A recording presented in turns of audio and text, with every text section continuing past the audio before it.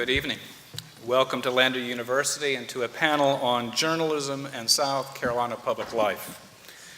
With Thomas Jefferson's declarations on display, we welcome you to a consideration of journalism broadly, of the necessity for a free press constitutionally, and in our day, the challenges journalists face personally.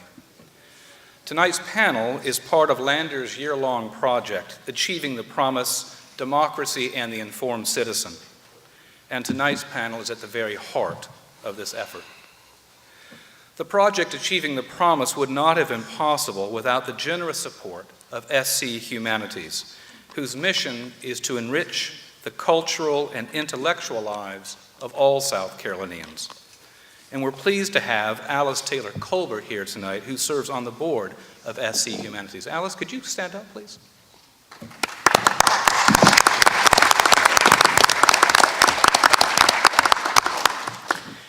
As an example of Lander's commitment to serve the Lakelands community, we've been pleased to partner with Greenwood's Index Journal, a family-owned newspaper celebrating its 100th anniversary, and with its senior editor, Richard Whiting.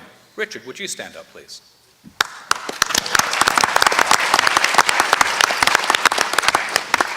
This week, the Index Journal is running a series of opinion columns written by Lander students who engage a rich variety of public issues.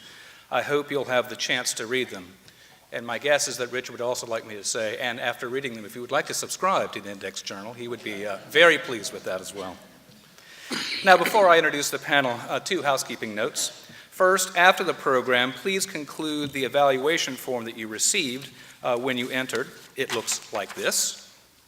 Your feedback will guide our future programming. There will be time at the end also for questions.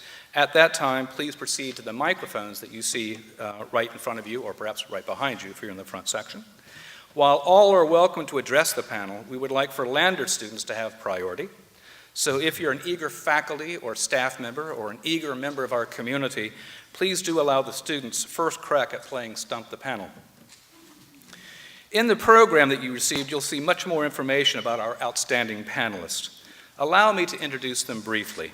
Seated at the center is Dr. Brent Nelson, Professor of Political Science at Furman University, and also Chair of the South Carolina ETV Commission. Brent will serve as our moderator. Sitting immediately to his extreme right, to your extreme left, is Andy Shane, who is the Columbia Bureau Chief for the Post and Courier. Right next to him is Russ McKinney, who is a reporter for South Carolina Public Radio. On Brent's left is Andy Brack, who is publisher for the State House Report.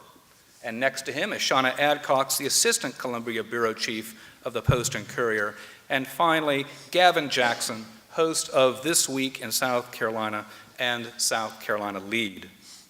It's now my pleasure to turn the evening over to Dr. Nelson, who will guide what will certainly be an interesting and important conversation. Please now give a warm Lander welcome to all our panelists.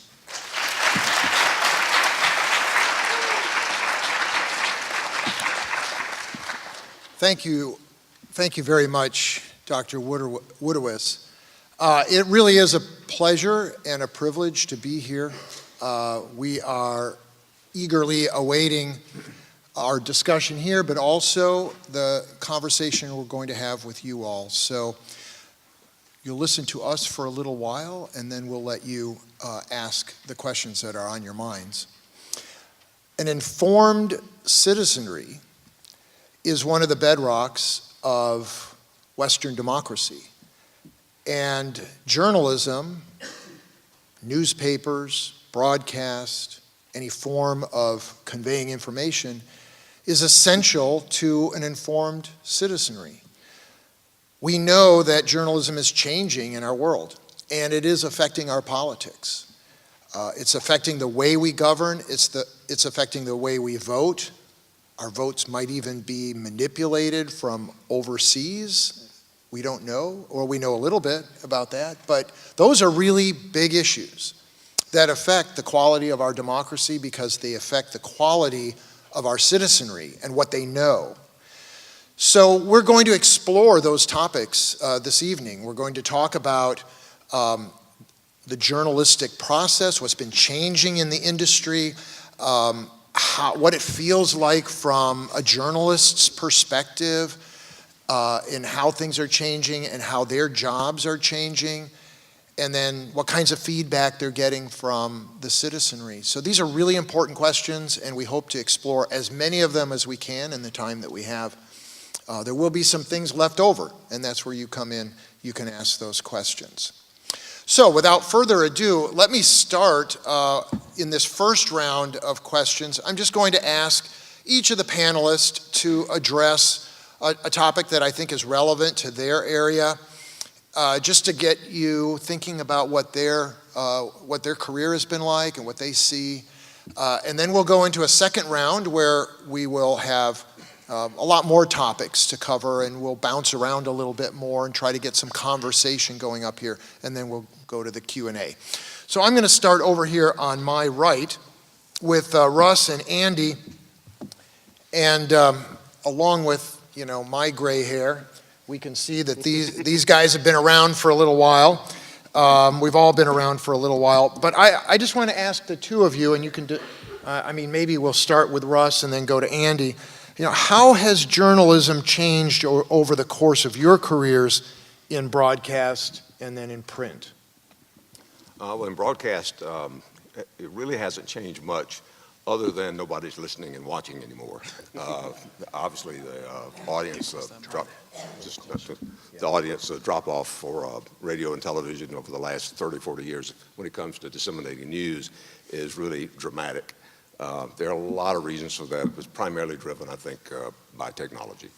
The commercial networks kind of got caught up in things that a lot of businesses in the country did. The networks were kind of bought and then sold and then bought and sold and downsized every time there was a buyer or a seller, to the point to where it's just not what they used to be. Public broadcasting, on the other hand, has I think, benefited from that.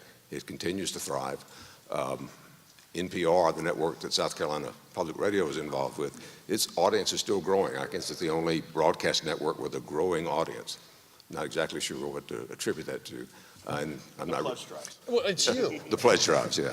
I'm not real sure on the television side of that whether that's the case or not. But I guess in general terms, that would be my observation.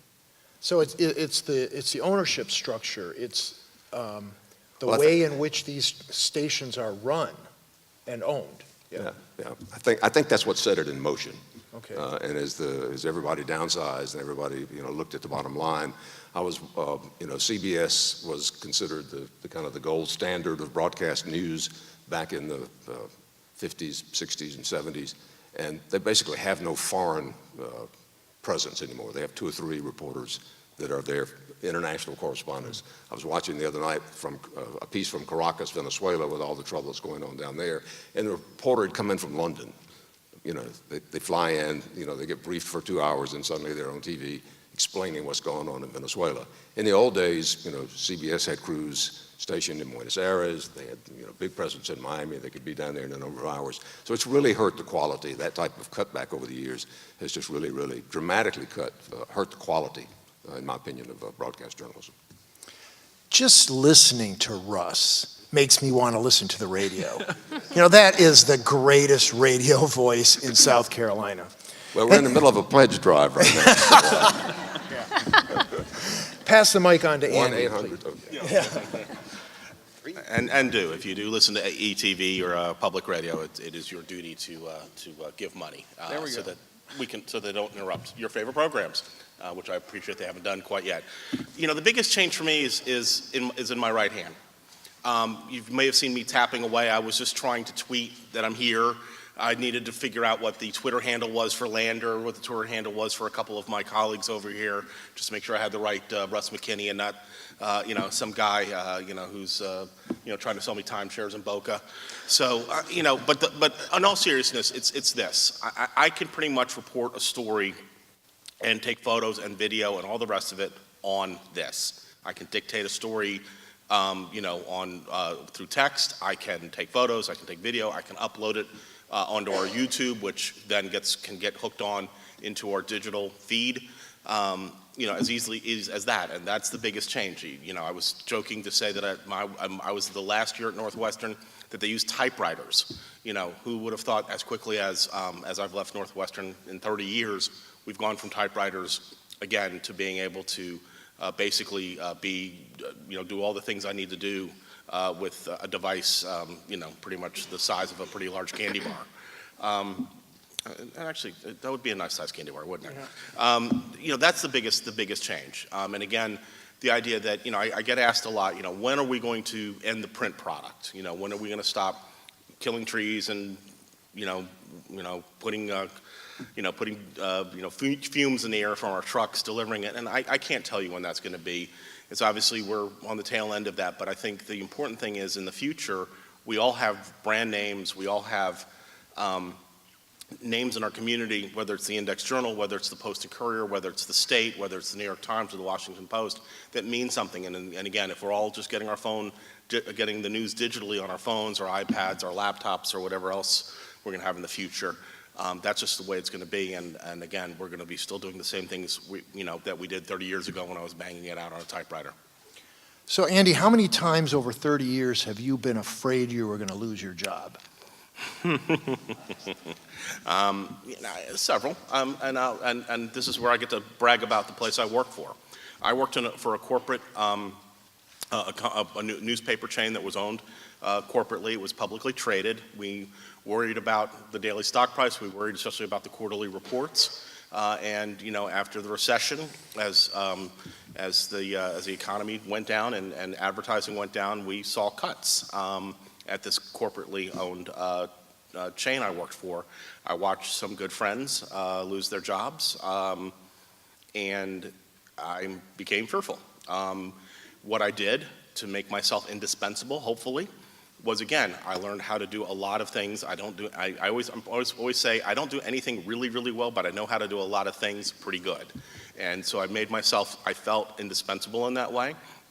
But I landed 3 years ago at the Post and Courier, which is owned by a family, which used to be the people used to say, oh, it's owned by a family. They're going to want you to favor their friends and not anyone else, but not the Manigolds. They want a quality newspaper. They want a New York Times of South Carolina. And we've not had the staff reductions at the Post and Courier as some of the other newspapers. We've been very fortunate with that. In fact, we've done some expanding, which is almost unheard of in this day and age. And again, it's just been a blessing to have a family that owns a newspaper, a large newspaper in a state like this, to work for. And I'll be honest with you, in 3 years, I've not worried at all about losing my job. And the only thing I've been worried about is they want me to do more because because they expect more out of us. Yeah. Well, Shauna, let me go to you, since you're also working at the Post and Courier. When you came into journalism, did you have a different set of expectations, or did you have a set of expectations that differed from the way the job is actually panned out for you? Well, I'll take it from the reporter angle. I mean, when I started, I started at a weekly, and I reported all week, and then on Monday, before I had to put the Tuesday paper together, I'd write all the articles. And then I switched to a daily, and as long as you got your copy in at, 6, 7, or if you went to a school board meeting 10 or 11 o'clock at night, you're good. Completely different now. You have to get it out as quickly as you can, and you're constantly, and plus, I'm kind of old school now. I'd have to go, oh yeah, I'm supposed to also be tweeting. So in that respect, I never thought when I entered the newspaper business, and that was back when I laid out the paper, printed it out, ran it through the wax machine, and that I would be tweeting and Facebooking and all that other stuff. So tell me about this process. So you actually will write a story, and when you finish it, say it's 3 o'clock in the afternoon, and you press go. I don't know what you do. You press send. And then do you start on the next story and maybe file 2 in one day? Often, yes. And once we put something out, we'll continually update it. I may go ahead and if it's breaking news, I may go ahead and put out several graphs and then put on the bottom, this is a developing story, check back for details, and then just keep writing. And every time I press update, it sends it to the online, sends it and updates it, so. And I may go to, because I cover the legislature and politics in general, so I may go to a morning meeting, get that done, go to an afternoon meeting, or cover something else in the legislature and get that done. What actually gets put in the paper then? The editors are deciding what goes in? Yes, that's not my decision. Yes, I figured that. But. Okay, so you might write several articles. All of them get published online, but not all of them appear in the print in the morning. Well, there is coordination. I wouldn't write something that the folks downtown don't care about. We have conversations of what do you want, essentially. If these are all my choices, what's most important? Because there's lots of, even with an expanded bureau, there's way too many subcommittee and committee meetings and all that stuff for us to cover everything. You have to make choices. And in terms of, the only time when it's not printed the next day might be when we do what we call evergreens. Explain that, define that. So evergreens are stories that don't really have a certain news peg. And when there's a holiday weekend and they know people are going to be off, you have to write an extra story, sometimes two, to be printed somewhere over that holiday weekend/week. Okay, good. All right, last two here. So Andy and Gavin, you both have done some standard journalism in your day, but now you've made a pretty concerted effort to go into the digital realm. Now I'm looking at Gavin, and of course he's on TV and a regular You make show. me sound like I'm a hologram. I know you're not. You're not. You're not. realm. But so I guess I'm thinking of your podcasting. But you do some standard journalism, but then and Andy in particular, you've got online presence in a major way. So I guess, so what made you decide to go in this digital route? What were the triggers that did it? And I think I'll start with Andy because I think you did it very early. So before I answer the question, how many of y'all have Professor Woodowis for class? You get 10 extra credit points from me, okay? I'm the only one that's run for office, so I know how to get a crowd quickly. I started out in print journalism back in 1984, but I come from a newspaper family. And I took a hiatus and went to Washington for a while and worked and did some other stuff. So after I lost my bid for Congress in 2000, I decided that what I wanted to do was to blend politics and journalism.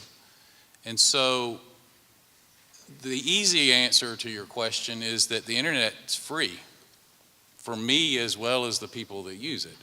And so I didn't have to pay circulation costs. I didn't have to pay to print the thing. I didn't really have to pay for sales staff and all that. It was an easy platform to use. So State House Report got started about 2002.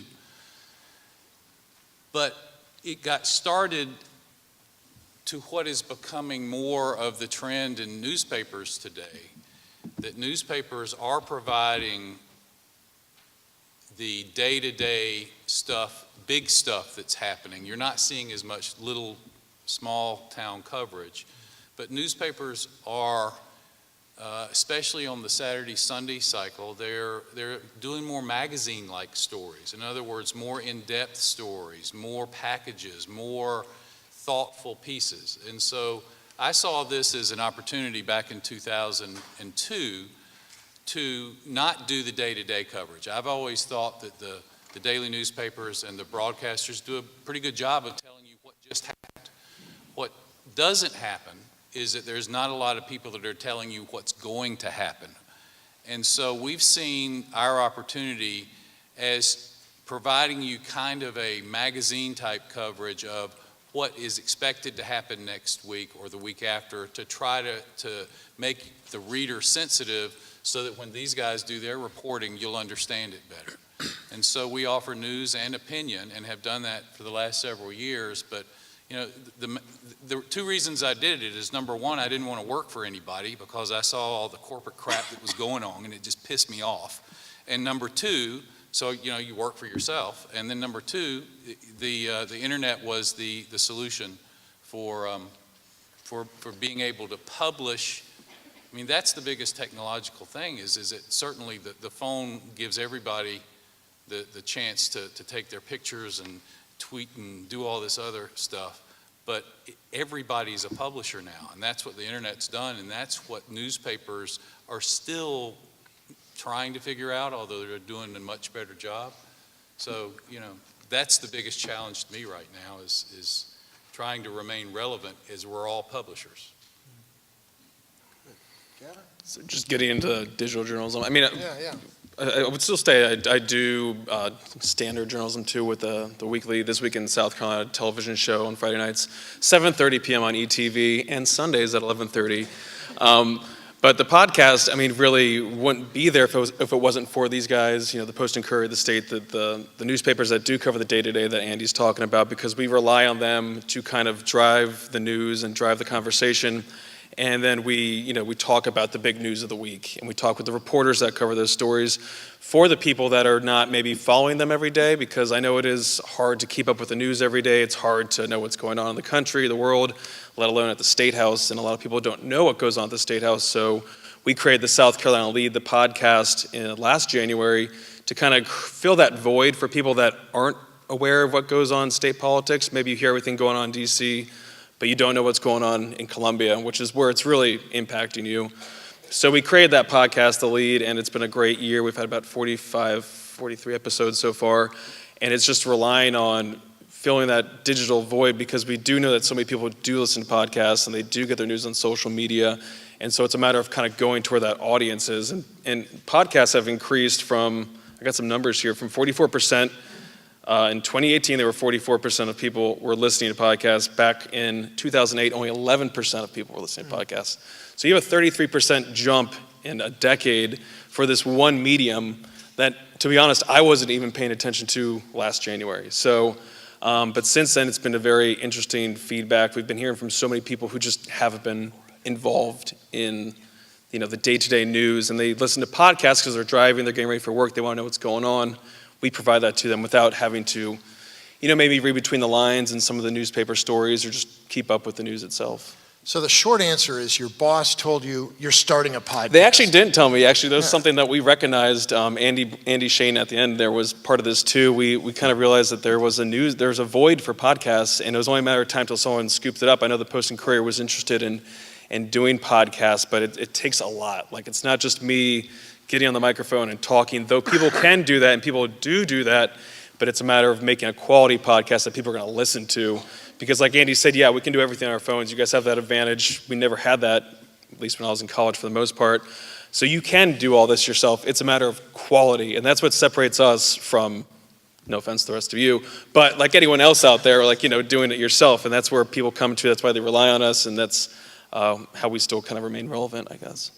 I do want to plug Russ's State House. We had State House Report.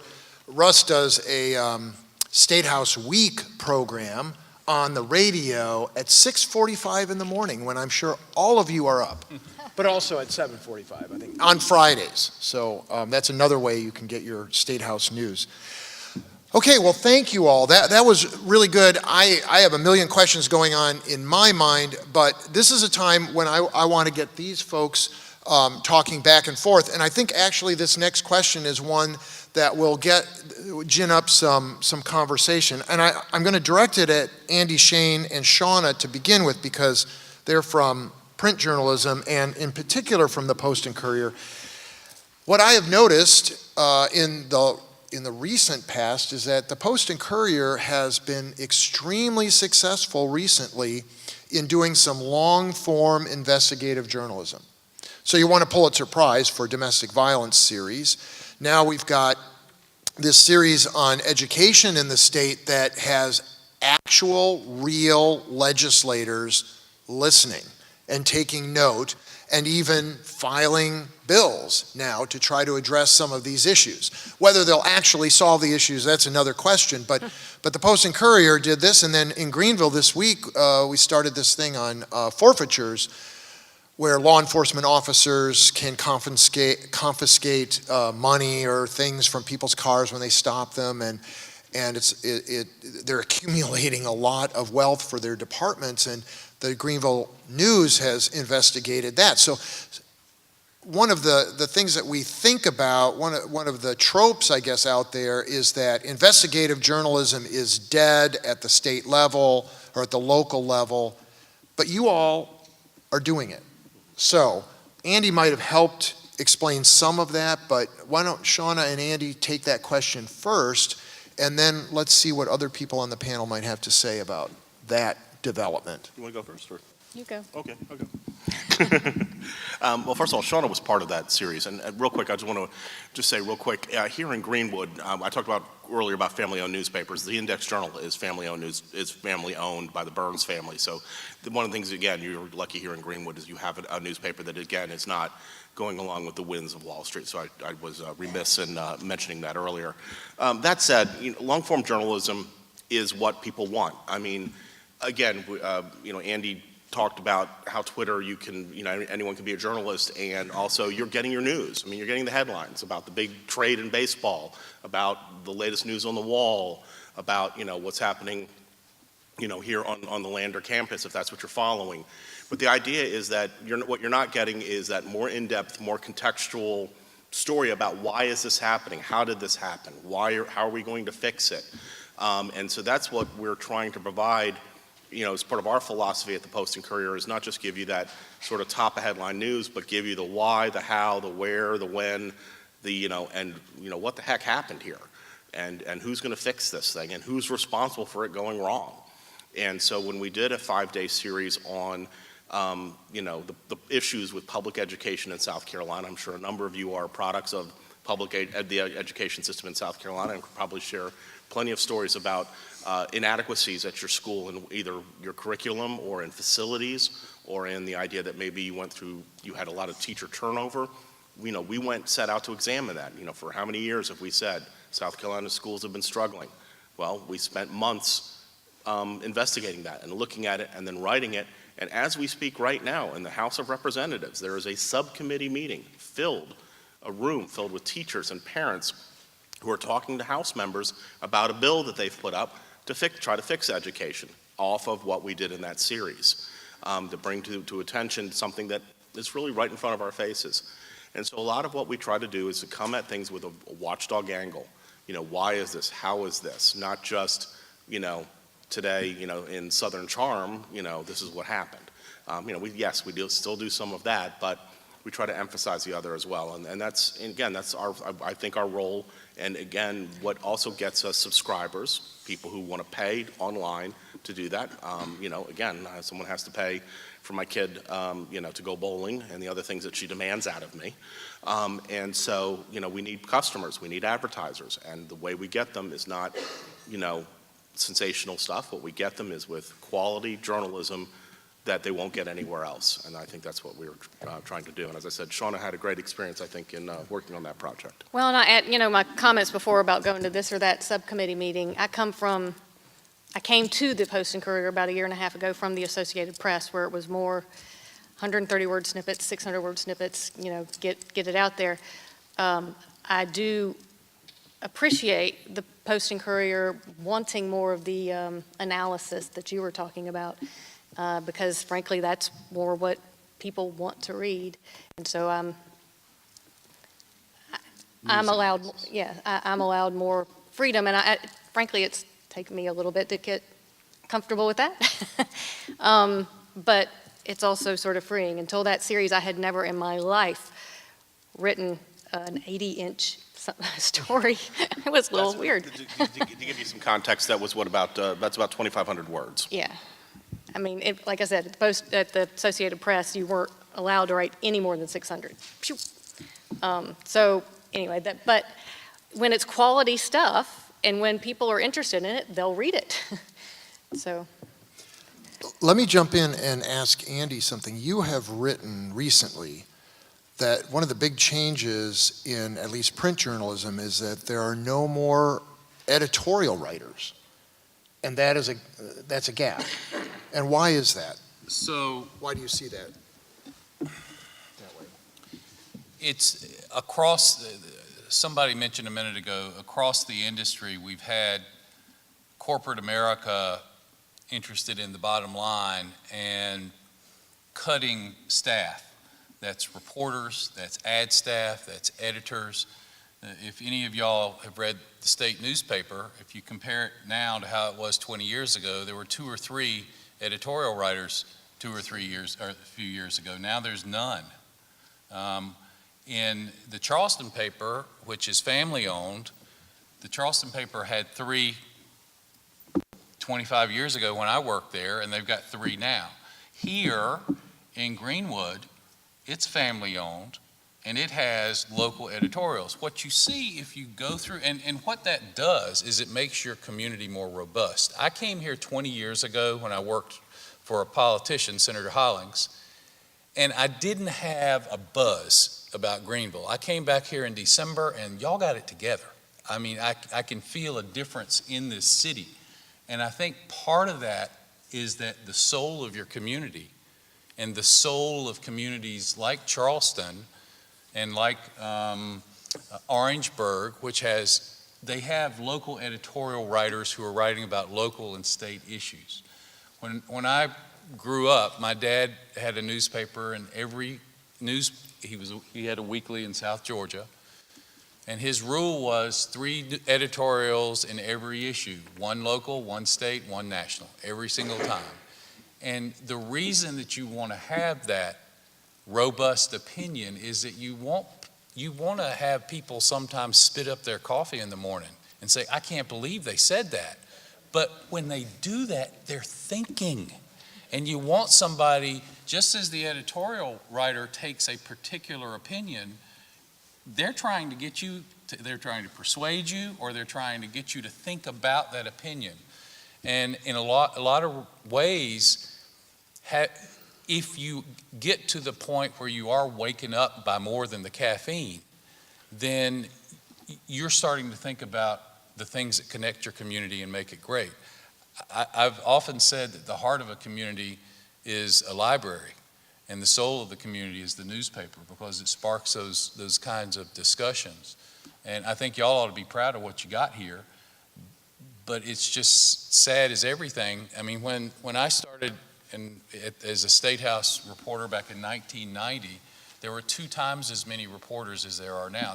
There were something like, and I'm trying to remember, I think that there were 50 different people who had credentials. I think now there's about 20. So there's 2 times the. Yeah. When I started at the State House in 2005, we had less than half now. Yeah. So. And the Post and Courier is the Post and Courier was at 2, then it went to 1, and now y'all are at 3, I think, right? Or 4, 5. 5? I mean, so I mean, it's in a lot of ways, if you can communities that have family journalism, I think, are bound to thrive more than places where the editorial section is just a sad remnant of its former self. Some of the rest of you have got to jump in on that. Russ, did you spit up your coffee on that one? No, but I did want to make an observation. I'll pat my fellow panelists from Charleston on the back for the tremendous work that they're allowed to do, but that also is having spin-off effects, in my opinion. I've always believed that good journalism will cause more good journalism. Because of the work, the types of things that Charleston has been able to do in the last couple of years. Just recently, we mentioned the forfeiture series that Greenville has been running. The state ran an incredible piece this morning on the number of young people who were killed in South Carolina last year from gun violence. The Greenville News and the state, they have just had incredible, cutbacks in the recent years. They're both each owned by large newspaper chains. They can't do that kind of work. But the fact that this other paper in the state is doing that work, they see it, They go to work, and they've come up with some good stuff. And they really don't have the wherewithal, to do. I guarantee you, without even talking to any of the reporters and editors involved in those stories at the State and the Greenwood News, a lot of that was done because the reporters, the people there, mostly young folks, they wanted to do it. They see it being done, they want to do it. That's a real positive spinoff, in my opinion. Competition. Yep. Does it matter that the state newspaper in our state's capital does not have an editorial board any longer, doesn't write editorials? Well, all the people that do bad things are happy. Well, yeah, so I think, okay, Gavin and Russ, I know that, maybe that was at no extra charge. So in political science, we've been talking these days about partisan silos. When we look at journalism and we look at the people that listen or watch certain media outlets, we have recognized more and more that people listen to or watch people that they agree with. So people watch Rachel Maddow who don't like Donald Trump, and people watch Fox and Friends who do like Donald Trump. So you get the idea. So I am just wondering, and I'll throw this to Russ and Gavin, does NPR, PBS, ETV, are we exempt from that? Are we able to escape the partisan silos, or is there something pressing on all of us, and those media, those public broadcast outlets are becoming more like other places, partisan silos? And I shouldn't ask that question, but I'm just dying to know what you have to say. Well, I like to think that people watch ETV and listen to public radio for Russ and I, but I know that's bigger than that. It's because people trust PBS. I mean, PBS is one of the most trusted names, not only in news and information, but just it's very well renowned. And if you look at charts that kind of dissect where people think media bias is, and like if they're further to the left, they're further to the right, more conservative, more liberal, however you want to do it. And, PBS and public radio are always kind of where the AP is a little bit more kind of centered and not really seen as any bias. There are some people that do think that maybe NPR has more of a bias towards left-leaning bias. I mean, I think anyone can find a bias anywhere in the media if they listen for what they want to hear. It's all a matter of what you're listening for and what you're seeing. But in terms of, just my podcast alone, like we strive not to have the least amount of bias as possible. That's why I have journalists on talking about the issues that they cover, because I want to hear it from them, because they cover it objectively. They're just trying to get you the information. That's our end goal. We don't have any big meetings statewide saying, okay, today's how we're going to plan news coverage and how we're going to swindle everybody about what to believe. We go out and we cover the news because it's happening. We don't make the news, we cover it. And I think that's lost on a lot of people because they do just watch cable news all day, where it is just like spinning things up because they have the reporters out in the field doing the work, getting yelled at, getting pushed around, just trying to get the news story. And then you kick it back to the studio where there's 4 people just kind of like unraveling on it, Follow the actual news if you want to pay attention to the news. I'm not telling you to go watch CNN or Fox or any certain thing, but just if you want news coverage, you want to know what's going on, follow the news. Don't listen to a panel to tell you what to think about the news. And that's, I think, why I also like PBS The News Hour, because Judy Woodruff does such a good job and her reporters just presenting the facts. They have panels, they have people come on, assert both sides, but it's not a hoopla, it's not this big shout fest, it's just the news. And I think, newspapers do that very well as well, because people can read it, they can see it. If they have any questions with it, they can go further from it. But in terms of us having any bias, I think it's just up to what the person, it's up to someone's own opinion. But we try and be as middle of the road as possible. I just want you to know what's going on. That's my only goal. I don't care what you want to think or what I think you should think. I just want you to know what's going on. Yeah, I think on our state mission, that's kind of irrelevant. That's not a problem. But the NPR, yeah, it's in that silo. It's been in there for a number of years. I remember one of the Reagan cabinet officials years ago referred to NPR as Radio Moscow, and they've never really been able to shake that. But, the interesting aspect of that is, and I really don't agree with that, I think that kind of perception causes the editors and the reporters at NPR to bend over backwards to make sure they're doing, fair work. But New York Times because of the kind of position they've been put in the last couple of years. They're making money. Their circulation's growing, especially their electronic circulation's growing. NPR, as I mentioned a minute ago, their audience is increasing. And they're siloed. There's no question that people are going there, for specific reasons. But I'm kind of one of those believes in you can measure you by the company you keep. So as far as NPR goes, I think it's okay. Well, that segues us into a general question. I'm not going to ask of any person. You can just jump in. But we know that the media is under attack from various sources in this country and really around the world. But I'm looking for what you all feel is going on here in South Carolina. Do you feel like the media is under attack here like it is, say, maybe in Washington or other places? Or don't you feel that, deep animosity from parts of the elites in the state or whatever? I think Andy's going for it. Andy.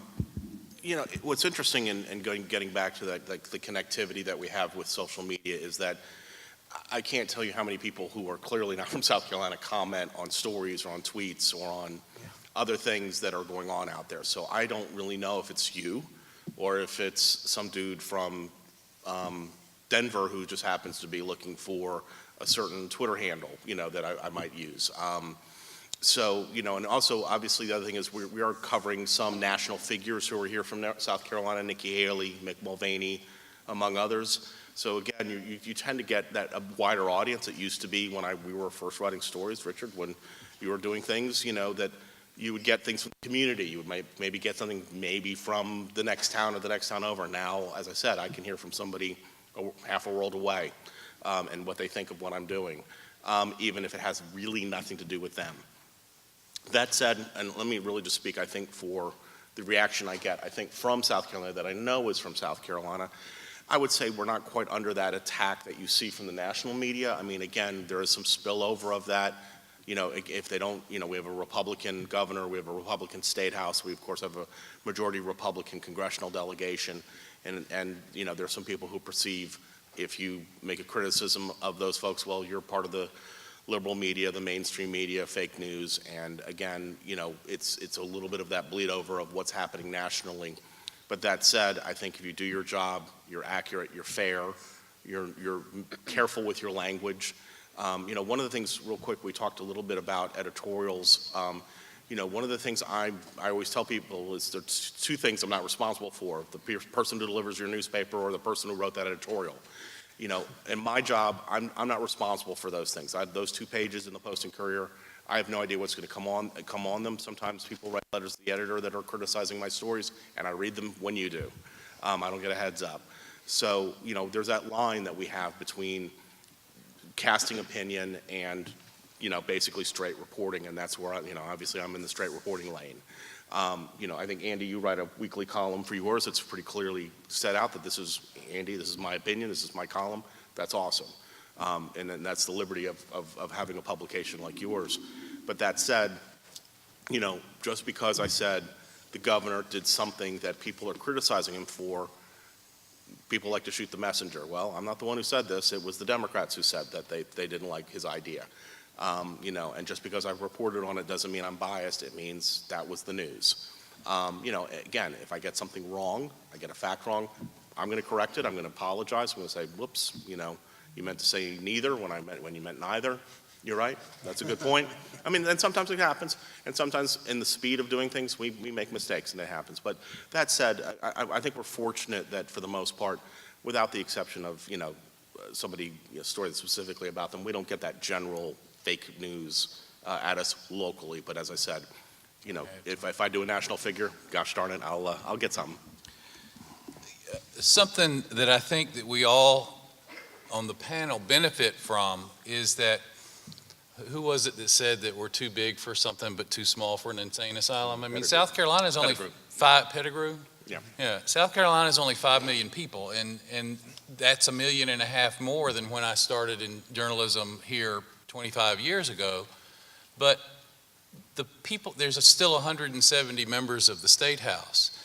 And one of the things that all reporters benefit from is that we know the people who are the representatives, and we get to know them. So a lot of journalism is we'll ask questions, and over time, if you are accurate, if you are fair, you will get somebody's respect and you'll develop a relationship. If you ever want to tell a reporter and make a compliment to them, you tell them that they're fair. That's what they care about. You know, we want to make sure, I mean, I have a reporter who works for me and she does stuff on the news side, and we clearly mark that this is news, this is objective stuff that we've gone out and asked people. And then we have stuff that is clearly opinion. On the opinion stuff, you can yell at me, you can send me nasty, horrible pictures, which I get whenever I write about abortion. You can do all of those things, but the people who are really conservative in the state, who read my stuff, they respect it, I think, because they want to hear somebody who calls it like they see it. They might not agree with it, but I've been fair to them, and that's the highest compliment I tend to think that we can be given. Yeah, well, and I've been covering the State House now for about 14 years, and you do develop trust, and the governor may not like a story, but generally they trust me to, well, they say I'm fair about it, which is what I want. And it's kind of like the old saying goes of, you know, people hate Congress, but they like their congressman. People may hate the media, but the personal relationships are what matters. No, I was just going to add, just dovetail to what Andy was saying and just say that one of the proudest things I have is that I have Democrats who think I'm a Republican and Republicans who think I'm a Democrat. So it's fine by me. I mean, I'm not going to sit here and tell you what I am. Well, I mean, but, you know, yeah. it's funny. When I worked at the Post and Courier in the early 90s, I wore the same uniform every day: khaki pants, white shirt, tie, and blue blazer, every single day. My hair was a lot shorter then, too. And then I went to work for Senator Hollings, who's a Democrat, and they were stunned that I was working for a Democrat because nobody had any idea what I was. And it doesn't matter.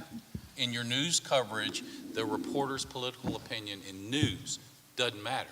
They're there to answer questions, analyze it, and present the information in as an objective way as they can. Yeah, and Dr. Nelson, I think just looking at, you know, if we're under attack in South Carolina, I mean, you do cover certain political rallies sometimes, and there is a buzz in the atmosphere. I'm just thinking back to McMaster's rally with President Trump in June. I mean, there was chanting, and a lot of it was directed at national media, but you still feel something could happen at any moment, and we did see that with the BBC yesterday. I mean, the camera guy getting pushed, and another person restrained the guy that pushed the guy, and he yelled, you know, "Screw the media." I mean, that's always there nowadays, more than ever than I've seen. I'm sure you guys have been around more, but that's the only time I've ever felt under attack in a sense. And I think, you know, TV people are a little bit more, I won't say targeted, but they have that they're a little bit more of a target in the sense that they can be seen, you know, they're driving marked cars. I mean, you hear stories, not necessarily in South Carolina, but just, you know, harassment of these people. And it's a little bit different when you're a print reporter versus TV reporter, but I mean, in my time as a TV reporter, it's not been an issue, but you do see some of that, and you do see some of that vitriol being spewed up. But I think a lot of it goes back to just, I was talking to a fellow coworker about this, and it's just people not understanding what the media's job is and how people need to digest and consume media, because people think, you know, we put a quote in a headline that, you know, it was a violent attack. They think that the news organization used that phrase. Well, no, it's in quotes. Someone used that word. They're just using it in the headline. So a lot of times, or they think the editorial board is the voice of the newspaper, when that is not the fact. I've had this discussion with my brother, who's a cop, so you can understand what that kind of conversation's like when news versus cops. But he always thought that because the editorial board endorses a certain candidate, that's how the reporters are meant to cover those candidates. That's completely not true.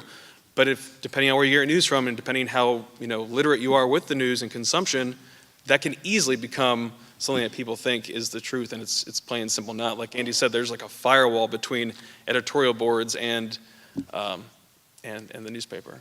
Yeah, I mean, reporters. I didn't even know we'd endorse certain people until people started telling me about it. Yeah, they don't consult us, or they don't. Yeah, there's no interaction between the news and opinion side. And advertising. Right. Yeah, Can sure. I jump in and bring up something that we talked about, editorial pages earlier and their importance? Y'all mentioned endorsements. because some places don't have editorial pages now, people are not learning about the candidates as much. They learn about it in the news coverage, but because there's not an editorial voice, you don't know what a newspaper thinks about a candidate. When a newspaper endorses someone, what they do is the editorial staff, in other words, the opinion writers, they interview everybody who's running for that particular slot. And then they decide who they think best fits and is the best candidate to serve in whatever body it is. It's their opinion. And that is a source that's sorely needed more now because of all the jumble of stuff that's out there, but we don't have it. So that's a real example of how the cuts in newspapers are causing and harming our democracy because we don't have nearly as many places where there are endorsements. Well, that raises an interesting question because, so what you're saying is that in campaigns especially, or politics generally, newspapers used to be opinion leaders or cue givers, as we would say in political science, that people who are generally undecided or don't have enough information would open the paper the day before the election and look to see what their trusted newspaper was said about those candidates and would basically go and vote that way. Influenced by that. Would be influenced, yeah, would not necessarily go exactly that way. Do we have those opinion leaders, cue givers in the press today, or are those people now outside the press in some sense? What do you think? Look at your TV ads. In communities that have editorial pages, they'll trumpet the headline that says so-and-so endorsed them. But what about in communities that don't have, those objective people looking at what's going on? You're having to believe the candidate saying what he or she says about themselves, and there's not that validation. Okay.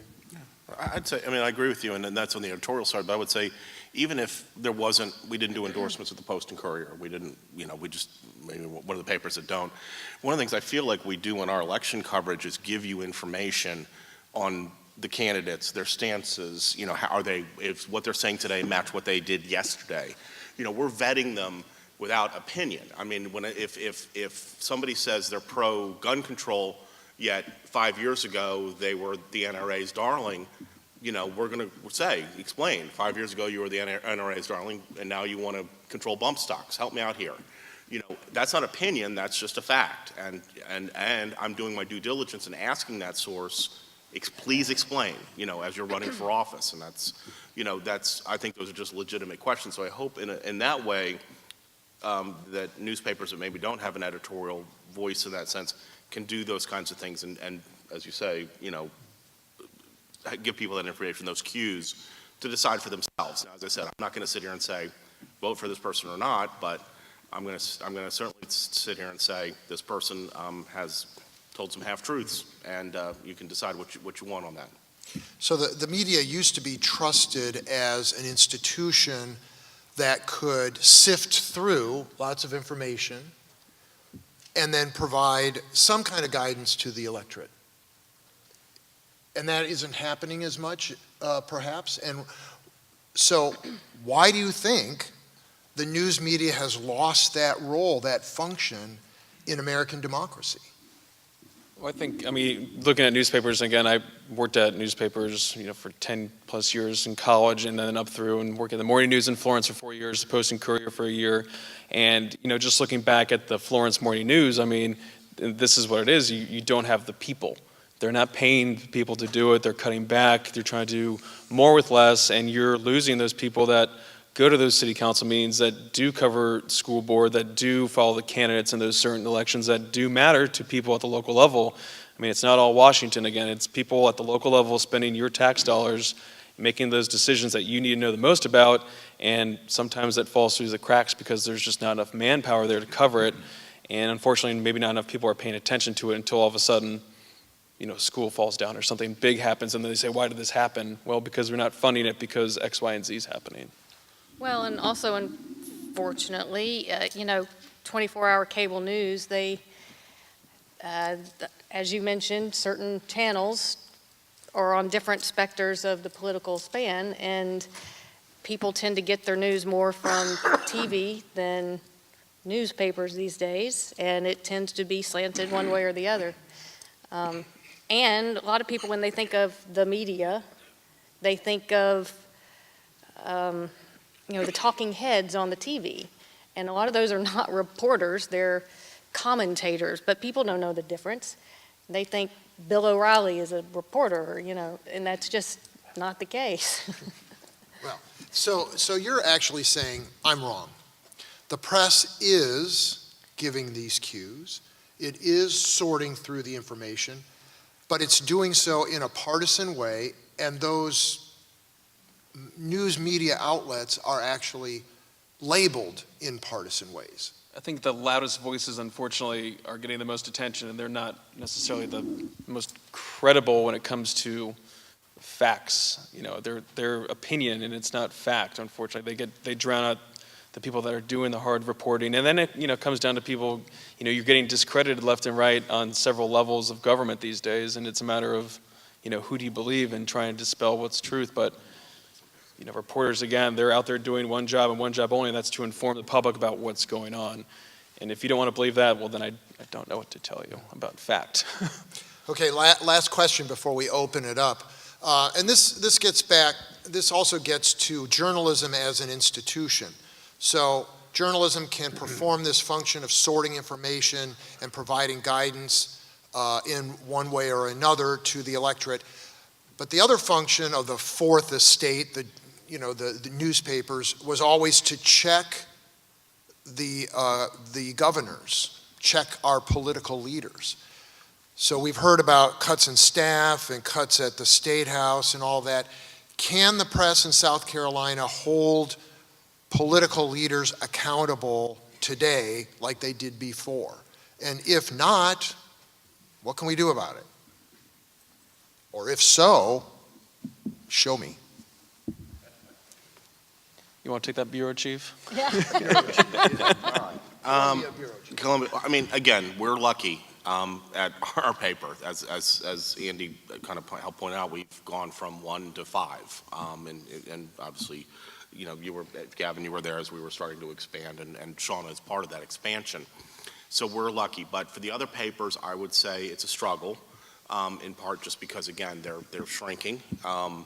And in some cases they're losing their institutional knowledge with folks who are leaving, whether it's because they're offered buyouts or they're laid off. It's also tougher in the technology age. The open records law in South Carolina does not allow us access to business conducted on private emails. So we had a governor here for 6 years who conducted a lot of her business on a Gmail account, and we had no access to that. A lot of other states say if it's official business, whether it's on a Gmail account or on an official account, it's subject to the open records request. So there's a lot of things that, again, this allows lawmakers or legislators to hide behind. And also, speaking of legislators, guess what? Even their official documentation, emails and such, are not subject to open records laws. So there's a lot of things that they can hide behind. We do our best we can, and the other part of it too, of course, with open records requests for anyone who's tried to do one is that you'll get okay, that's going to be $50 an hour for somebody to do it and 50 cents a copy. So we did a rough guesstimate, it's going to be a couple grand, for something that basically I should be able to, someone should be able to get in a matter of hours and let me review and let me decide what I want to make copies of. It's just sort of the way the governments are working these days. So there are a lot of impediments to that. And so, I'll throw into that the idea being that, I've got, maybe everyone here, Russ has got a story, Andy's got two stories to do, Gavin, is out sick, and then that's it.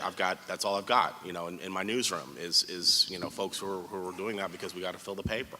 So I don't envy them. There's another problem that we face that you might not be aware of, and it's that the public relations people for the offices like governor, lieutenant governor, whatever, they don't call you back. They get mad at you and they just don't call you back. I didn't get emails or any sort of releases from Governor Haley's office for 2 or 3 years. And then the only way that you can get them to call you back is in fact, this week, we had a story and we called the governor's office for a comment. After they read the story, they called us with their comment. That's kind of amazing. I mean, That is unfortunately not uncommon. it happens all the time. I mean, And it's it- just, and it's not just public officials. Right. I mean, they're public information people being paid tax dollars to work with the media and respond to the media. It's state agencies. They won't call you back. I have found the quickest way to get someone to call you back is put in, so-and-so did not return comment. That'll get them to Yeah, call. no, and that's what you have to do, but it's just kind of sad that you have to do that these days. But Dr. Nelson, I think in terms of holding elected officials and holding people accountable, I think you saw, Andy Brown with the Post and Courier really blowing it out, and Avery Wilkes with the State when it came to the VC Summer debacle and holding all those guys accountable, and still are.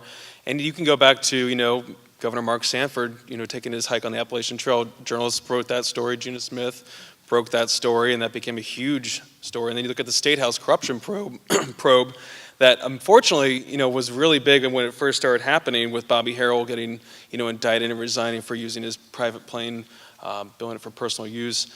And we've seen it with Ken Ard in his campaign, use funds back in, I think, 2011 or so. I mean, so there's been that ability to do it. And, we look at that State House corruption probe, again, that started because of a story in the Post and Courier that led to the investigation, which led to Harrell's indictment, which led to several other lawmakers getting indicted and resigning.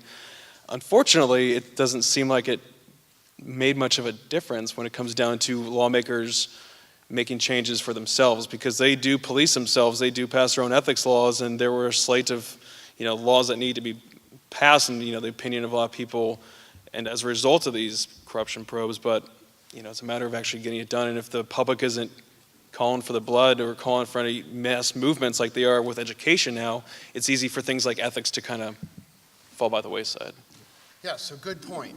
And I was proven wrong. So there are some times when journalists have checked the politicians, but it has something to do with public opinion, whether people are reading those articles. So that's important. And whether they get mad. Yeah. I mean, a lot of it is that folks are just busy, distracted, and until something really blows up. I mean, I think, Andy would probably agree with me on this, but there's a lot of governing by disaster, by panic. You know what I mean? It takes, the BC Summer for them to realize, wait a minute, we have a problem here. It takes kids dying at the hands of that maybe should have been taken care of by the social service agency. Oh, well, now we're going to take care of it. Yeah. When there are bells and whistles and warnings out there that, that this kind of thing is happening and needs to be fixed 10 years ago. Yeah, when people are paying for a hole in the ground, and they're going to do so until, 2056, you were saying today on the lead? That's a long time. Okay, come on down to the microphones if you have questions. And as Dr. Woodowis said earlier, we'd like students to do it first. I know that's hard. That's really hard. Tell them about the 5 points. Oh, yeah, the 5 points of extra credit. That kind of thing. And we'll hold the professor to it. We'll FOIA his records to see if he gave you those marks. So please introduce yourself and then ask your question. So over here. Yes, my name is Tucker Lovin. I'm a political science major here, senior. I was wondering, in our day and age, the combination of the 24-hour news cycle and that cell phone that everybody in here loves so much, the news, we've become inundated with constant information. I was wondering, from your side of the paper, is there any strategies you would give to us to try and better understand the flow of news we are inundated with? Yeah, great question. Don't get your news from Facebook. What? What did you say? Say that again. I said, don't get your news from Facebook. Unless it's from like a newspaper link, Right, correct. Well, what are the strategies? Well, I was going to say, just really quick, just to plug the lead again, my podcast. I mean, we do that because, again, there's so much news going on, but we want to distill it for people to know what's really the biggest stories and the stories that they can follow. So I think there's going to be an emergence of, podcasts and newsletters have really emerged as a way for people to kind of keep track of issues. But it is easy to segment yourself and just follow what you want to know, which I think is going to be the biggest, drawback to the demise of newspapers, at least in their printed form, is that you're not going to be able to flip through the newspaper and all of a sudden come across some story about what's going on in Venezuela, Turkey, because you happen to be flipping through and reading it. Nowadays, we just go on Facebook, you just go on certain sites, you are on Twitter just seeing what you want to see. And the algorithms are telling you what to see. Facebook regurgitates what you want to see. Yeah, so that's going to be the biggest drawback and decline from printed journalism, because I still read PDFs of newspapers on my iPad, on my computer, just so I can see where they put the biggest stories and what all the stories are, because if you want to try and find all those stories as they are laid out in a newspaper on that website, it's going to take you, I don't know if you can even do it, because they're all over the place. So let me give you one other way that you can feed your news diet. And if you're going to plug something, I'll plug something, okay? So one of the things that I did, because State House Report doesn't make much money, but I have a clipping service that we have online for subscribers, and it's called seclips.com. And people pay for it. It's expensive, but I have people get up at 5 in the morning, and they go through 60 to 70 sources every morning, national and state, to give you a rundown of what's going on in South Carolina. And it's it's not a robot. You can get a lot of robotic things through Google News and all that, but it ends up you have so many damn robots that you don't know what to do after a while. So I have trained reporters go through and pick what they think are the most interesting headlines. Everything, and it's in news and politics and education and opinions. But just to put it there in one place, and you can read the headline in a one-sentence summary, and most of the larger corporations in the state pay for it because it does the work for them by 8 o'clock in the morning. It's there and it's easy to read and they can keep up. The only thing I would say is, how do you get now? I mean, what are you using Twitter or? Yeah. Specifically, what app or what do you like to use? Twitter and inews, specifically. Mostly, you filter. On Twitter, I make lists of things. Folks to follow for 2020, folks to follow for the nuke issue. Sometimes that helps sort of sort it out a little bit. I think you also get in the habit of knowing who you want to see tweets from. So if you want to see tweets, on a particular issue, okay, this is the Washington Post reporter who seems to cover that. I want tweets on this kind of issue. This seems to be the 2 or 3 reporters who seem to be hitting the high marks on this. That's you're right. It comes at you, and you can imagine what it's like for us who we're trying to keep up with everything without so it's a little bit of a challenge. But I think you can take a moment and if you're willing to sort of put them into bins, especially on Twitter and those lists, it makes life easier than you use TweetDeck, and you can be able to go through them. So that would be my 2 cents. Well, thank you. Thank you, Tucker. Yes, sir. Hi, I'm Fergus O'Rourke, and like Tucker, I'm a political science major. My question is directed at Andy Shane, but not limited to him. And you talked about your colleagues and contemporaries losing their jobs, but you made yourself indispensable, and I'd like to hear you talk a bit more about how you did that. If that makes sense. Sorry, was it? How to make it? So you said. Can you repeat? Sorry. Can you repeat that one more time? You said your colleagues and contemporaries lost their jobs, and you made yourself indispensable. And that's how you managed to stay above water. So how did you do that? How do I do that? Okay. So the question was just how do I make myself indispensable? First of all, you get pictures of your bosses doing nasty things, and they're hopefully not Jeff Bezos and willing to go at it. No, I'm just kidding. The real deal is keep, and this is advice whether you go into journalism or nursing or become a lawyer or a doctor or whatever. Keep your mind open about everything that's happening within the world and your field. There are people who, when we migrated to computers, they resisted. When we migrated to the phones, they resisted. That's not going to do you any favors. It's, if you're still using a bone saw to amputate, for amputation, and you're telling people to bite down on leather, you're not really going to be a very good doctor. Obviously there are new techniques. I'm not a doctor. I don't know what they are, but That's what I know. But that said, have an open mind. And so when your boss sits here and says, you think you're hired to do X, and your boss says, I need you to do this over here because we're shorthanded, don't say, that ain't my job. Where's Gavin? He's still sick. I'm going to pick on Gavin tonight. I'm really healthy. But the idea is that to say, okay, I'll give it a try. I might not do it as well as my core job, but it expands my experience. You do it, obviously everything usually gets better with repetition. You do it a few times, you get decent at it. So what happens is they know you're good at A and then B, and then opportunity C comes up. Okay, give that a whirl. You may mess it up a few times. You may not even be very good at it at all, but at least you know how to do A, B, C. And that's much better than just knowing how to do A and saying, I'm just going to live here. So what I would just say is keep that open mind and also be aware of the changing technologies, the changing rules, the changing everything that goes on around you, and adapt. And be a sponge when your supervisors, your bosses, your professors, your parents, whomever are trying to sit here and say, this is the best way to maybe learn and do these things, they're right. And Andy, and I'm saying that for my 16-year-old daughter, and I'm going to show this to her. Just to build upon that, like I graduated school in 2008 with a photojournalism degree, and now I'm hosting a TV show and a podcast. So that just shows how media changes, and the way to do that is, Andy was talking earlier about being good at multiple things. I think that's true. You want to also be really good at one thing. Like I was really good at photojournalism, so if I have to go shoot a story and write a story and take video for a story, I know that I can knock out photos quick because that's done. I know I can do that easily.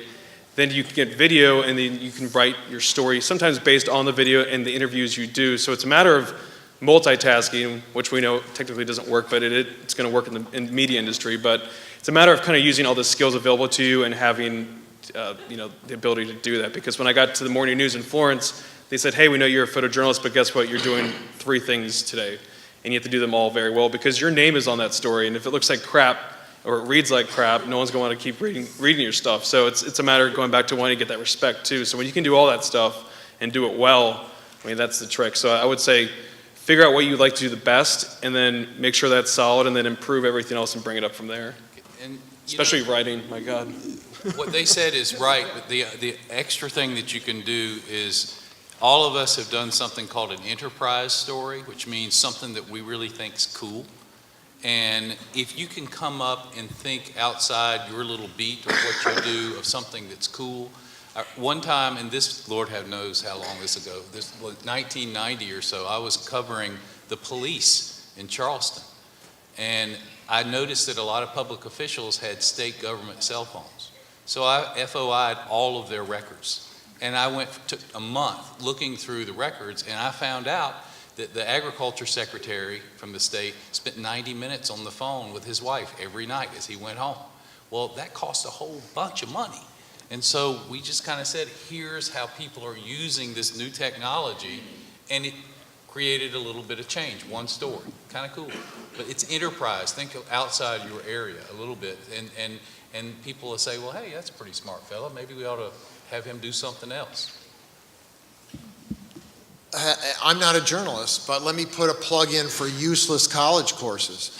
So, you're taking a philosophy class or you're taking an English class, and they're teaching you how to read difficult texts and summarize them, think through the issues, and then write something original about them, or maybe make a class presentation.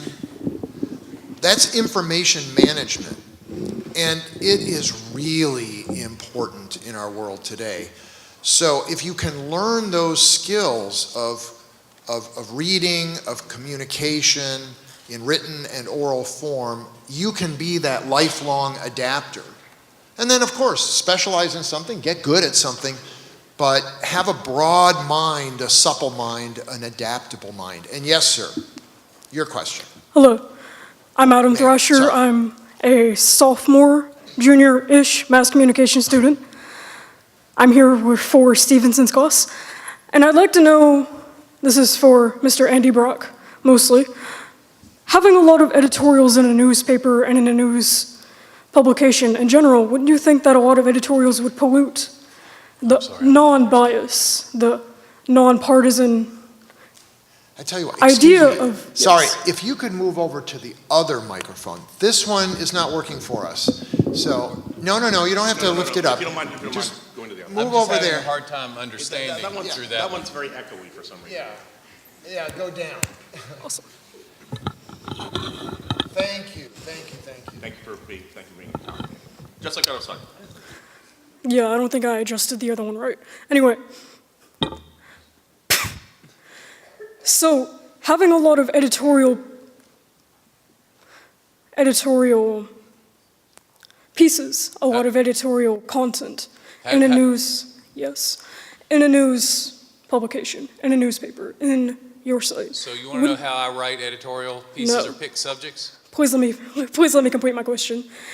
So, wouldn't you think that would kind of pollute the non-biased, non-partisan idea of the news stories that are not editorialized, the ones that are just news, just facts? Wouldn't you think that would affect people's opinion of your publication? Okay. So I may not have gotten it all. I'll try. First of all, if I don't answer your question, will you see me afterwards and I'll try to answer your question in person. But when we talked a little earlier, I think Andy mentioned that there's a firewall between editorial and news. Do you know what I mean by that?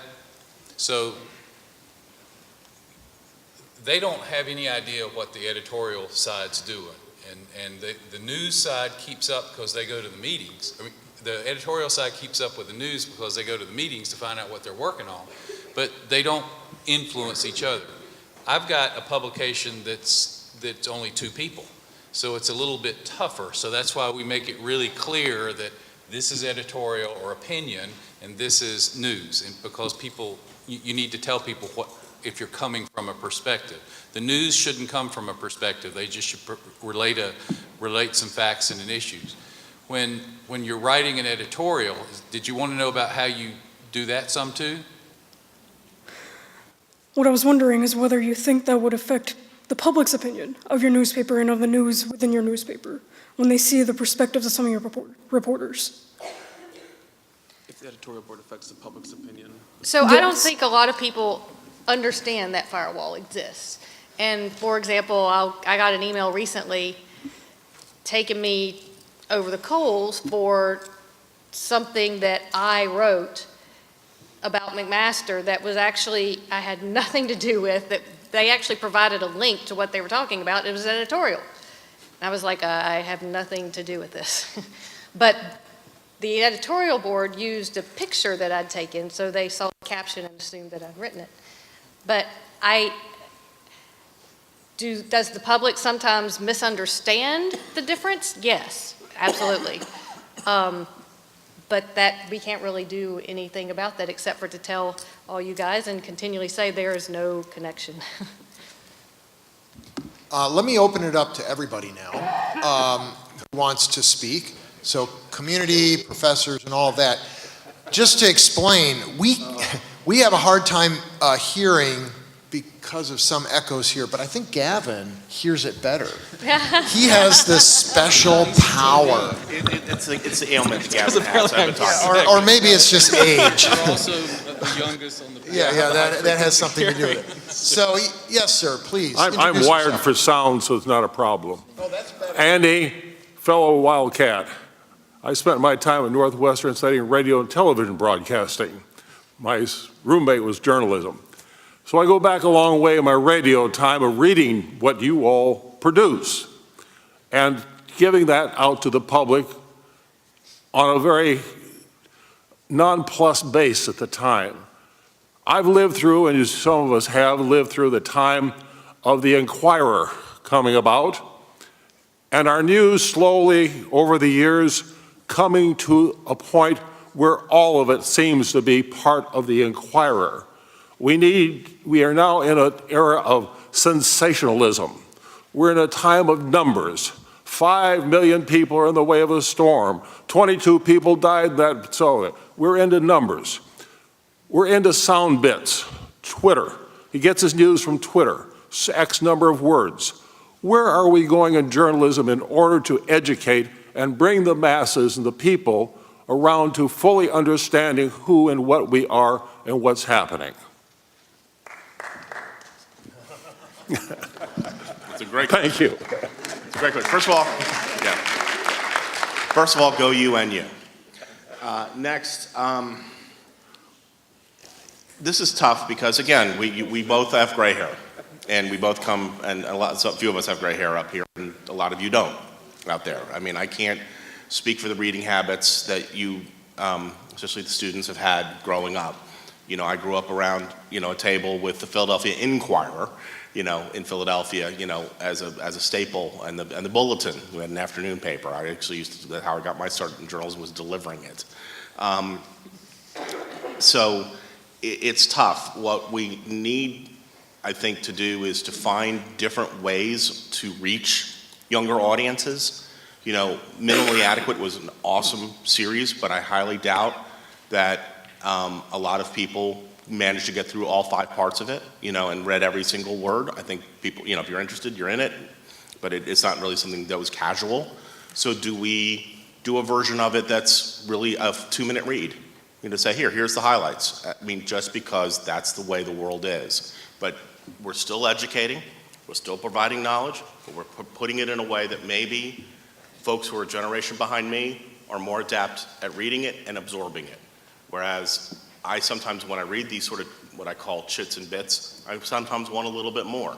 As I said, I've got to understand what the market is, or we have to understand as an industry, whether it's newspapers, radio, or just strictly an online publication, how we do things. One of the things I follow is a political website called Axios, and sometimes their stories are as long as 4 paragraphs, and that's all they just throw out there, the basic facts.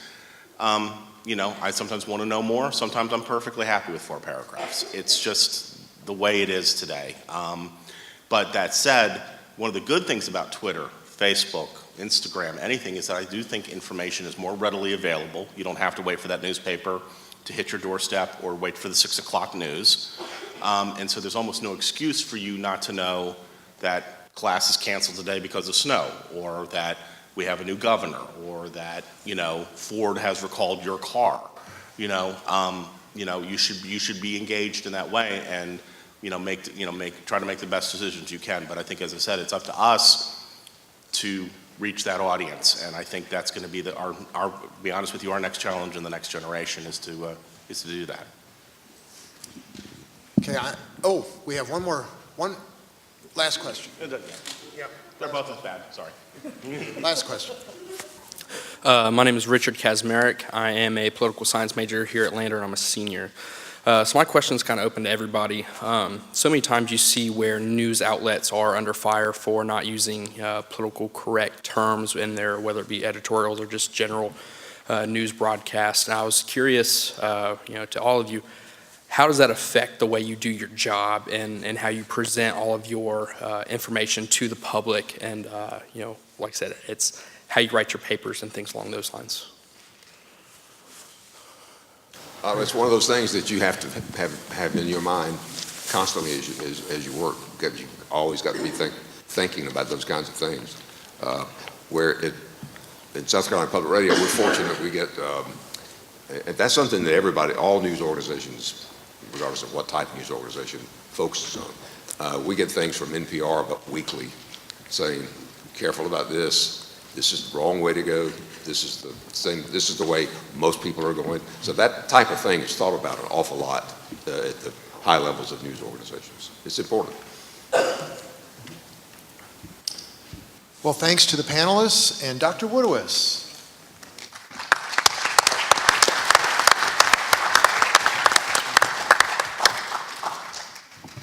And thank you for coming out tonight.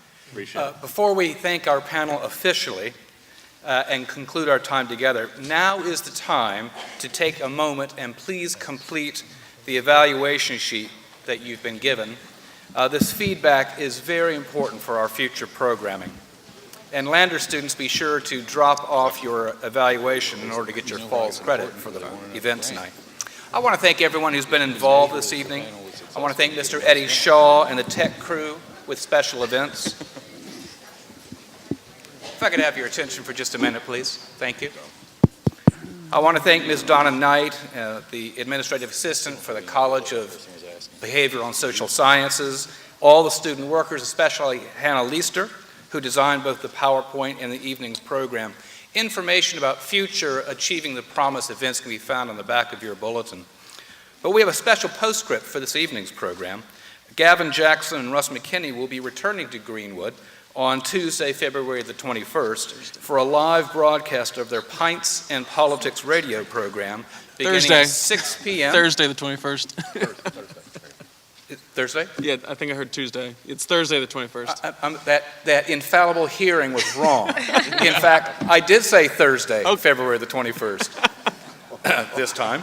And for a live broadcast of their Pints and Politics program. It'll be at 6 o'clock at T.W. Boone's uptown. Go online to SC Lead and you can register. It's free. The registration is free. The broadcast is free. And it's called Pints and Politics. So watch yourself, Lander. And now, let's show our appreciation for this panel and their good work. Thank you and good night.